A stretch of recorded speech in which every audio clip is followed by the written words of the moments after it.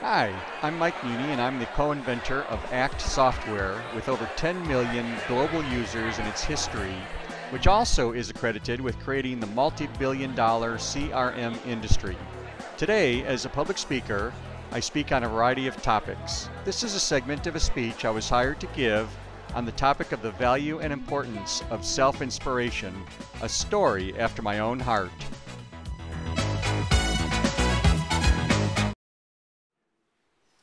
Walt Disney said that you can create, design, and build the world's most beautiful structure, but it takes people to turn the dream into reality. Not somebody else to inspire you, but your ability to learn to inspire yourself. Everybody here in the room I know has skills, and skills are important to do what you do.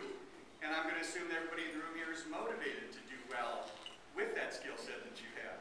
But it's not enough.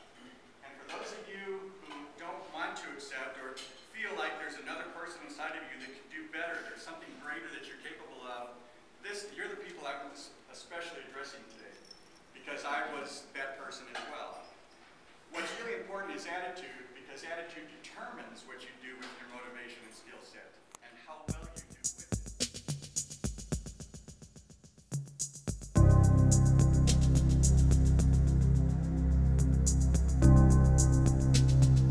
That breakfast and that draft document produced, this is my, again, no engineering stuff here, no analysis. We didn't have money to pay a big firm to say, is there a market for this product? We just thought, there's a market for this product, and we're going to do it.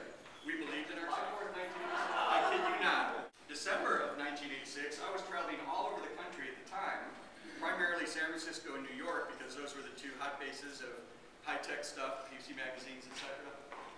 And I was having lunch on a Friday afternoon, getting ready to fly back here to Dallas, and the guy that I was with said, who was going to sell this product, said, well, what are you going to call it? You're not going to call it Yes. And I said, no, that's the code name. He said, well, what are you going to call it? And I said, I don't know, Peter. And he said, well, you better hurry up. I mean, you're telling me that you're going to release this in March or April, and you've got to create marketing materials and a positioning statement and all of those things. You better come up with a name.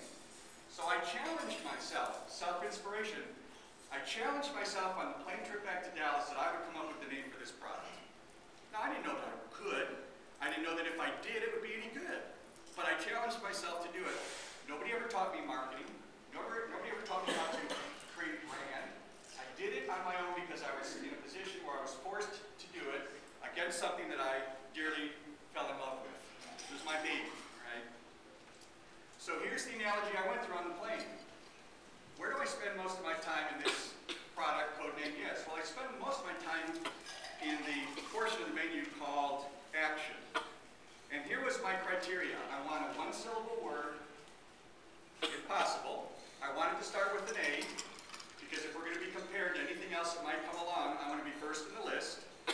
And I wanted to have a sense of playfulness. In other words, if there could be double and triple entendres with this word, why not? That was my three-point criteria. All right, so I found my A. I spent most of my time in the action menu. Well, what do I do in the action menu? What does the action menu help me do? Well, it helps me blah, blah, blah. And I was going through the B's. Is there anything that I could come up with that started with a B? So it would be an A, B, right? Couldn't think of a B. I went to the C and I said, what does it help me do that starts with a C? It helps me control. It helps me control my activities. And I came back home and with the name of the product. And the name of the product was ACT. Are any ACT former or present ACT users in the audience, by the way? All right, well, thank you for becoming a customer.